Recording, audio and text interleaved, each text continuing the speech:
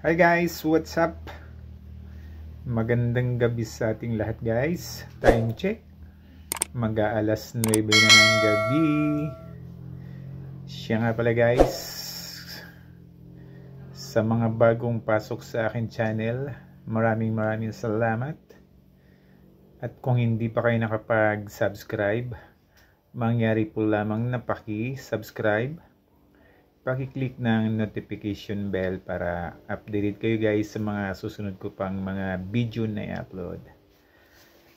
So ang gagawin natin ngayon guys, mayroon tayo ritong back job, o hindi naman talaga to actually back job dahil nung ginawa natin ito ay wala tayong pinalitan, nagre-weld lang tayo tapos lininis lang natin.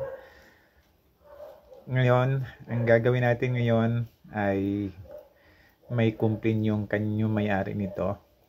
Pero bali pangalawang repair ko na to. Nung una, sabi ng may-ari ay hindi daw umiilaw yung sa harap.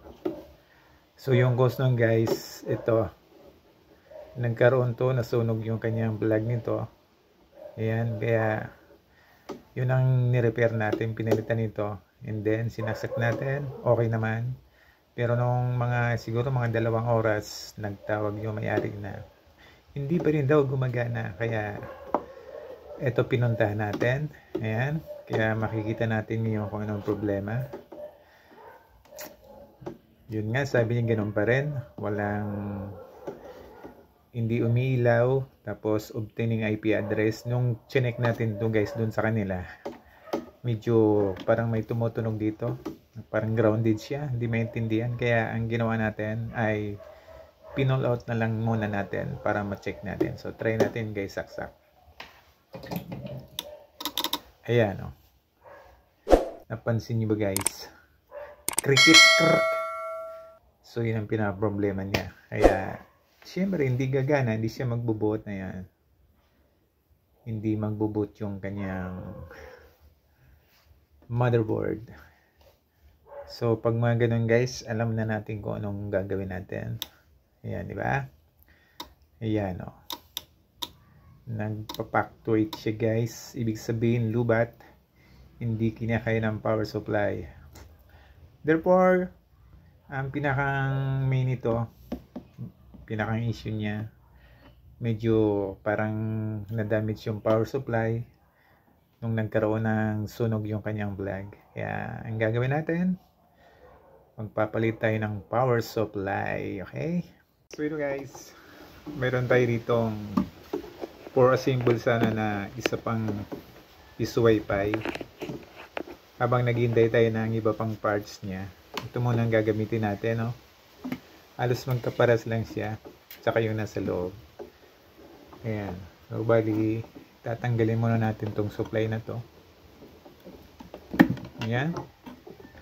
Tinanggal na natin para dito na lang muna tayo. Yan, meron tayo ritong back converter. Yan. So, try natin kung gagana siya.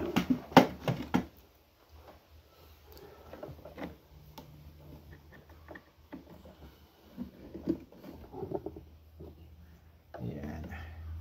So, nakita nyo naman kanina guys, yung diferensya talaga niya. Abnormal yung kanyang takbo, bumababa yung voltahe, nagti-trip off. Ayan, try natin itong isa na to. Ayan, makita. So plug in natin.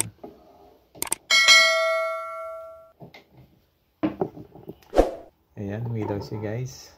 Ito yung sinasabi kong indicator light, oh. Nawala doon sa, although meron yun kaso namamatay nga. Ito, stable siya, tuloy-tuloy. Ayan. So, nakailaw yung ating back converter. Ito naman, pag nag-green light siya, ibig sabihin, okay na siya, ready na siya. Ayan. Bali, wala mo nang supply yung ating coin slot. So, wait natin guys na magkaroon ng green light.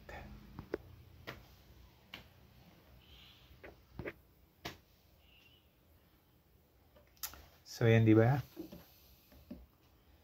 Normal na normal yung voltage niya. Oh. Hindi man lang nagbabago yung ilaw. Yan guys. Dito guys, yung mga ito, akala natin okay lang siya kasi umiilaw yung kanyang board. Akala natin okay lang. Yung pala, may problema siya. Kaya, yung iba, gumagamit ng voltmeter para makita yung supply nun. Ayun guys, oh, tumulong na siya. Gumagamit ng voltmeter para magsukat ng voltage. Pero hindi na kailangan guys. So, kitang-kita naman natin yung kaibahan na yan. So, diba? Okay na siya. Kanina hindi talaga umiilaw yung kanyang green light. Ibig sabihin stable na siya guys. Ready na siyang gamitin. Ready na mag insert coin. So, try natin sa isang cellphone natin. So, try natin dito guys sa Julags Piso Wi-Fi 10. Ayan.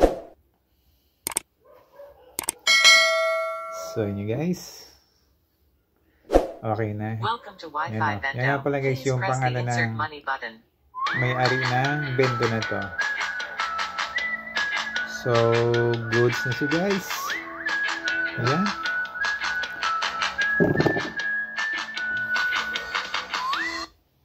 Okay na siya guys. So, papalitan natin to ng power supply. Gagawin natin to overtime para ma-deliver kaagad natin bukas. Yan. So yun guys, sa mga katulad ko ng technician guys, yan, at least nagkaroon kayo guys ng idea. Ayan. Ito, hindi porket may mga ilaw yan guys ay okay siya. Ang pinakang complaint nito, obtaining IP address, kaya hindi tayo makapasok sa portal. Ayan. Tapos yung meron niyang power lead doon, RGB. Bali sumasayaw-sayaw. Hindi normal yung ilaw niya. Dahil nga sa power supply. Ayan. Thank you for watching.